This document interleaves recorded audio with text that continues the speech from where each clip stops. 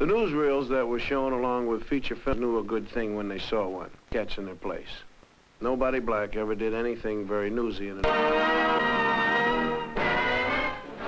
They did things like eat watermelon in watermelon eating contests.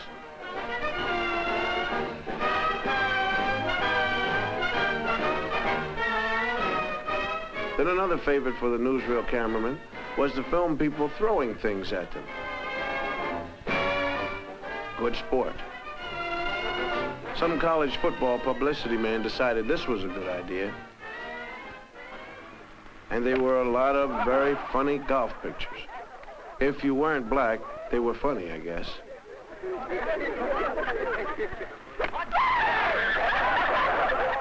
Lie down. Just right out of your mouth. Don't miss, boss, don't miss.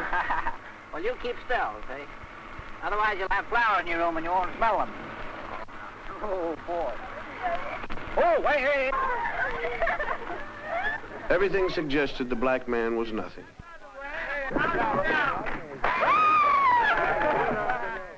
Hollywood adopted a sort of British attitude toward black natives of other countries. They were always sneaking around the bushes, you know, carrying stuff on their head. White men weren't supposed to get caught sweating. I've seen a picture called Prestige, and it stated the colonial attitude. Don't let it break, Andre. Take to him your race for a wedding gift. The prestige of the white man. That means everything you stand for, and it is the only weapon you two will have.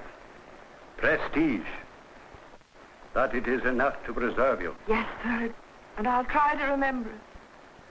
If you'll kiss me. Even though most non-white natives of any place were savages in films, it often pleased white producers to endow a few chosen blacks with the virtue of great loyalty to him, the white man. Here's one defending Anne Harding to the death. There was always one loyal and true black man who would do anything for his master. Some of them were wonderful people. You know, if you really get a good one. Mostly, though, Negroes were not heroes. They were a bit part servants, railroad porters. Watch your step. Watch your step, sir. Now, this is your destination, folks. They made very good chauffeurs. Looked good in their caps. Good morning, Colonel, sir. And they were great at serving all kinds of drinks. That cough of yours stays with you like poor relation. Who says you got the... Your sassrous tea. Wherever there was a thirsty master, there were they also.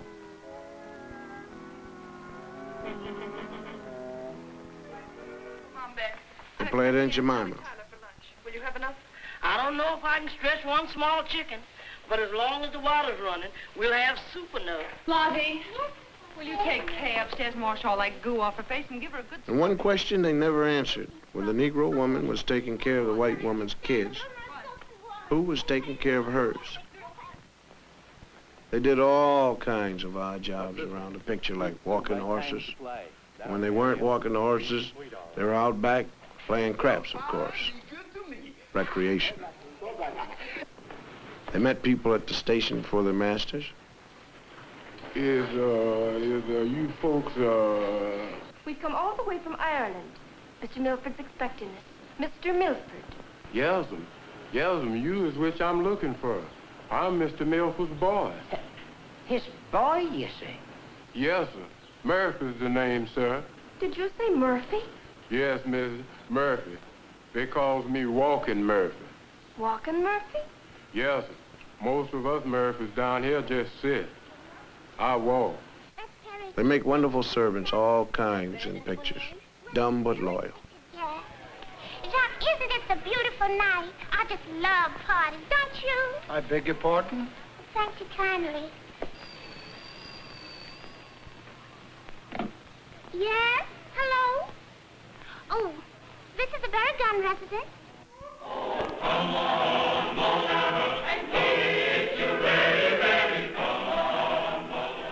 And things were getting pretty tough during the 30s. And a good thing for a lot of black actors was that they made a movie called The Green Pastures with, like they say, a cast of thousands. It gave a lot of people work, but it had all the old stereotyped characters. It was clever and funny and all black, but it was a white man's picture. I'm the Indian. Henry, you sure got the prettiest wings. Oh, they just my old ones. Cigar, gentlemen, cigar. Let's have yourself. Cigar, gentlemen, cigar. Oh, Lord, the smokehouse is empty. Oh, Lord, let me get them groceries. Oh, Lord, let me see that little six. Where? Come on, you gonna feed me or not? Hey! Why, you just a little boy, gambling and sinning and chewing tobacco like you was your own pappy. And you've been drinking Sonny Kick Mammy wine, too. You gamblers ought to be ashamed of yourself leading this boy to sin. Why, he's the best crapshoot in town. You find my mammy, do more than I can. While Hollywood was turning out films, radio came along and decided to get in on it, too. Two white fellows from Chicago invented two black characters they named Amos and Andy. They played their parts on the radio for 30 years. This is them doing their bit. Well, Brother Crawford looks pretty good since he's been here at Palm Springs, don't he? Yeah, looks like his wife done beat him on the... When radio moved over to let television in, Amos and Andy went with it. These two white cats couldn't play Amos and Andy where you could see them, so what they did was they had a black cast. The cast was different, but the stereotypes were the ones that the white people had come to know and love. They were shady characters with money.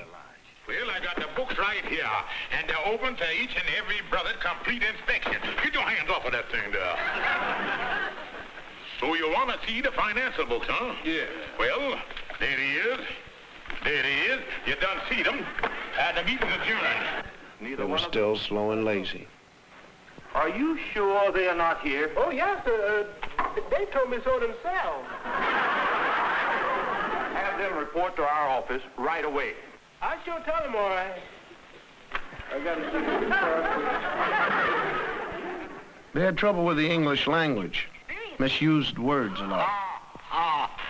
And Mr. Brown, my new secretary here, ain't gonna have no time for no extracurricular activities. And I'm telling you now, as long as you have that secretary in your office, I'm going to work as a secretary myself. Oh, give me an ultimatum, huh? I'm putting my foot down. They had trouble with women. And it was always the women who were dominant. Come on, Herman. Mostly black actors aren't playing the old stereotypes anymore. There are people who say they're playing a new stereotype. Sidney Poitier is always helping some little old ladies across the street, whether they want to go or not. The black people in this country got a bum deal for a long while, and it won't hurt much if we see a little of that now and then. Stanley Kramer has let us use some scenes from Guess Who's Coming to Dinner. You look at these and remember Birth of a Nation. This is the opening scene when Catherine Hutton is bringing Sidney home for the first time. This is Dr. Prentice. John, Miss Matilda Binks. Pleased to meet you, Miss Banks. I've certainly heard a great deal about you. Katharine Hepburn and Spencer Tracy are the girl's parents. Thank God he's right. She's 23 years old, and the way she is just exactly the way we brought her up to be. We answered her questions. She listened to our answers. We told her it was wrong to believe that the white people were somehow essentially superior to the black people, or the brown or the red or the yellow ones, for that matter. People who thought that way were wrong to think that way. Sometimes hateful, usually stupid, but always, always wrong. That's what we said. And when we said it, we did not add, but don't ever fall in love with a colored man. Sidney tells it like it is to his old man. You and your whole lousy generation believes the way it was for you is the way it's got to be. And not until your whole generation has lain down and died will the dead weight of you be off our backs. You understand? You've got to get off my back.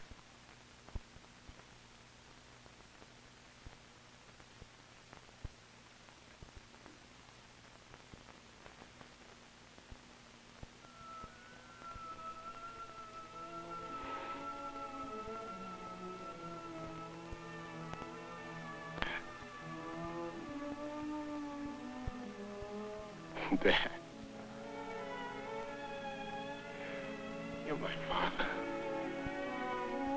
I'm your son. I love you. I always have, and I always will. But you think of yourself as a colored man. I think of myself as a man.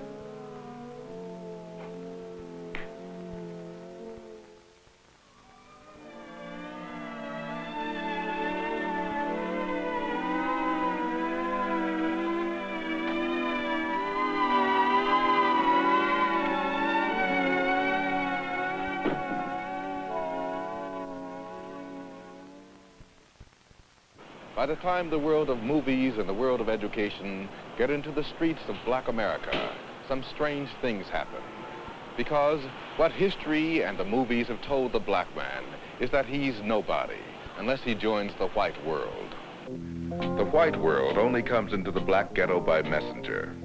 The message used to read, black is nothing, white is beautiful. For this reason, a lot of black people have spent their lives trying to be white. For instance, hair. Some people still call straight hair good hair because it looks like white hair. Kinky hair is bad hair. The man on the right is having his hair cut naturally. The man on the left is having a process. What the barber is doing is applying harsh chemicals to his head so he'll have straight hair like all those movie stars have. It's a painful, long job that costs about $6 and has to be looked after every couple of weeks. These days, many young black men find the whole process demeaning. It's going out of fashion, even in the ghetto. It takes pain to become like a white man, and more pain when you know you can't make it.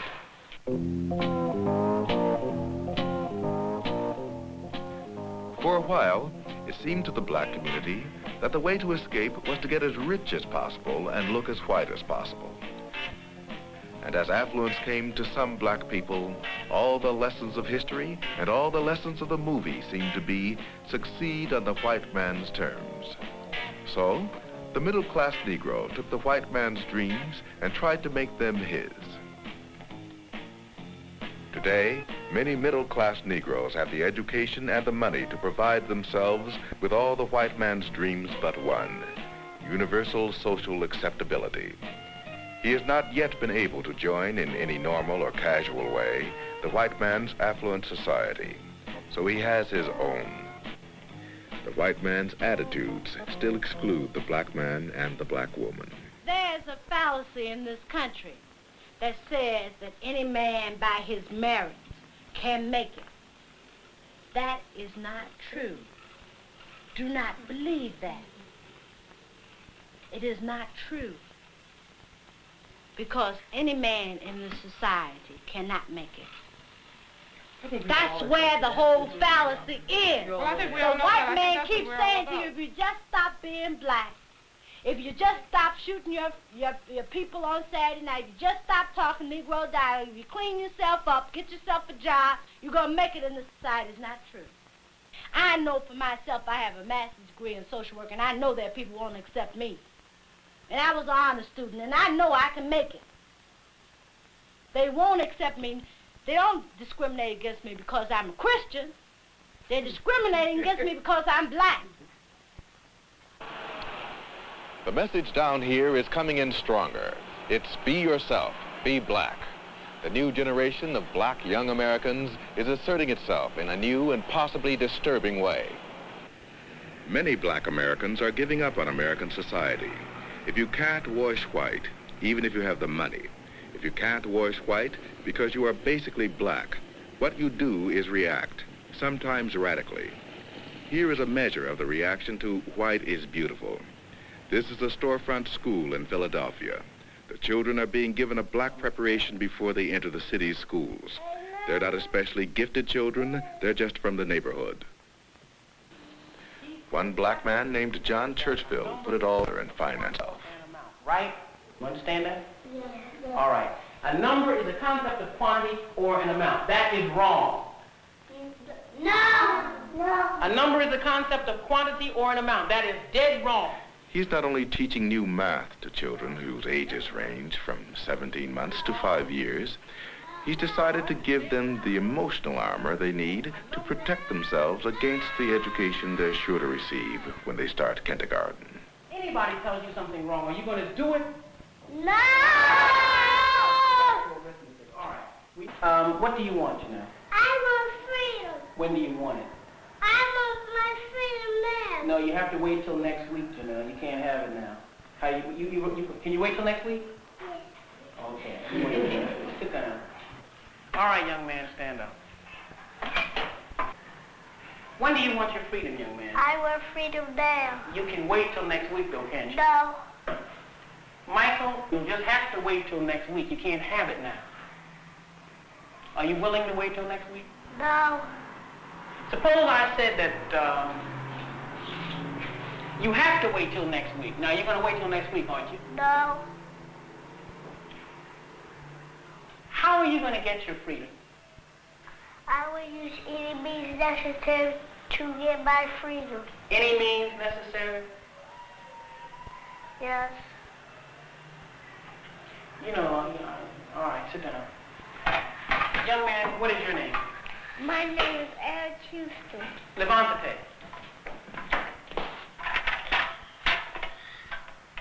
What is your nationality? My nationality is Afro-American. What is freedom? Freedom is black power. What is black power? Black power is... Do you know what black power is? No. Well, then you should never should never make any statements if you don't know what they mean. I'm sorry, I don't know. All right. How old are you, young man?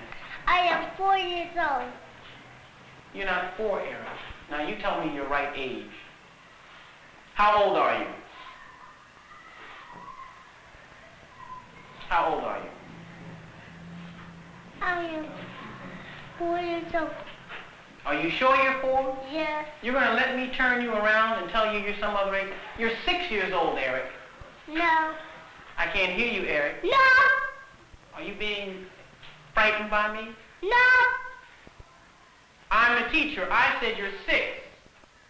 I am 4 years old.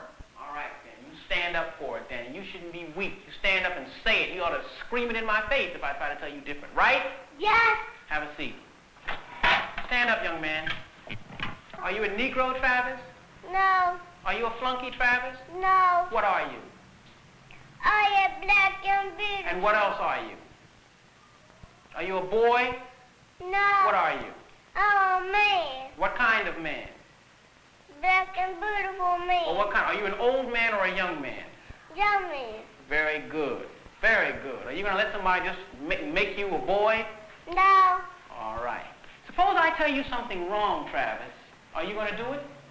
Yes. You're going to do something if I tell you when it's wrong? No. Have a seat, young man. Eric, you're going to be reasonable, aren't you? No. Come here. Here you are. Fine young man, right? Yes. Are you going to be scared of me? No. Are you going to be scared of some president of the United States? No. Some mayor? No. Some policeman? No. All right. You're a Negro. Yes! You're a Negro, Eric. No. Somebody pass me my stick. I said you're a Negro, boy. No. You're getting mighty soft. You're a Negro. No. Very good. All right, sit down. You, young man, you come here.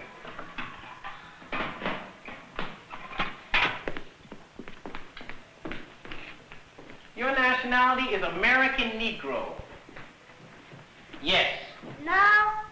Your nation... Now, look, don't play with me. You're a Negro. No. I am... No. Suppose I threatened to beat you. What would you say? Aren't you a Negro now? No. What are you? I'm black and beautiful. What is your nationality? My nationality is Afro-American. Suppose I had some money in my pocket. Suppose I gave you $1 to say that you're an American Negro. This is money now. Money talks. Money talks. This $1. And if you don't say it, you don't get it. You're an American Negro, aren't you? No. You won't have any money. You know you need money, don't you? Yeah. You need money to live, don't you? Yeah. All right. All you have to say, Leon, is that you're an American Negro. Aren't you an American Negro? Are you an American Negro? No, What are you? I'm black and beautiful. What's your nationality? My nationality is Afro-American. Very good, man. Keep it up. Go sit down. You had to think about that a minute, didn't you? Yeah. All right. All right, everybody. What is your nationality? My nationality is Afro-American. Good. All right. What they do to you in different ways when you get out of the school? They're not going to just come right up to you and give you $1 or say, if you say that you're an Afro-American, if you say you're an American Negro, I'll give you $1. But they're going to be very nice to you, some of them, and they're going to try to, get you not to love black people. They're going to try to get you to, be something other than you are. They're going to try to make it seem as though you're different from the masses of black people. And they want you to go away. Now, I'll tell you, I'll give you special things if you just come along with me and do what I say. But you must reject that. Now, you know what that means? That means you're not going to have the money you'd like to have, and money is not important. We need money. We have to buy things with it, but money is not the thing that we're living for. The only thing that makes a person worth living is being a man and being a woman, being strong in character, being straight, telling the truth, and living in the truth and doing the right thing. You understand that? So no matter what happens, I want you all to always tell the what? You may not get the marks you're supposed to get in school. You may be doing the work, but because the teacher doesn't like your attitude, and she'll always tell you, I don't like your attitude. Because you're independent, but you're not going to school for grades. You're going for what? All right, and what kind of people is everybody in this room going to be? Tell me the kind of people you're going to be. Black and beautiful. What else? You're already that. What are you going to be? You're going to be stupid? No. What kind of people are you going to be? Excellent. You're going to be excellent, and what else? Yes, ma'am. Strong. And strong, and what else? And good. And good, and what else? And genius. And a genius, and what else? I'm looking for another word. All of you are geniuses right now, and you'll be better than that. What else? I'm looking for a word that begins with a B. Brilliant. Brilliant. And brilliant really means to shine. And all of you will shine. All of you are really going to be brilliant. Good enough. All right. How does everybody feel now? You ready to get ready for lunch? Yeah! Who's hungry? Well, it's kind of like brainwashing. Or is it? I mean, can you blame us for overcompensating? I mean, when you take the way black history got lost, stolen, or strayed, when you think about the kids drawing themselves without faces, and when you remember the fine actors who had to play baboons to make a buck, I guess you got to give us a sin of pride. Pride. Hubris in the original Greek. It's 300 years we've been in this American melting pot, and we haven't been able to melt in yet. And that's a long wait. Listen, we've been trying all kinds of parts to make the American scene. We've been trying to play it straight and white, but it's been just bit parts. Now, from now on, we're going to play it black and American, because we're proud of both. Hubris. I'm Bill Cosby, and you take care of yourself.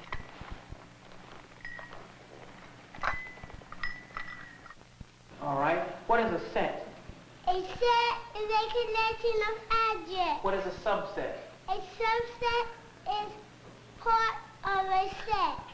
What is a member? A member is one unit of a set. What, in terms of set comparison, does larger mean? Everybody together. I'm going to ask you all a question. Let's see if you can do it. All right? What is arithmetic? Arithmetic is not a number. What is a number? A member is one unit of a set. What is, in terms of set comparison, what does larger mean? Larger means a set that has more members in it. In terms of set comparison, what does smaller mean? Smaller means a set that has less members in it. All right. All right. Now, quickly, look up on the board, relax, but think very quickly. You understand? Yes. All right. In terms of set comparison, we want to compare two sets, and I want you to tell me which is larger. The first time around. A number can't have a 20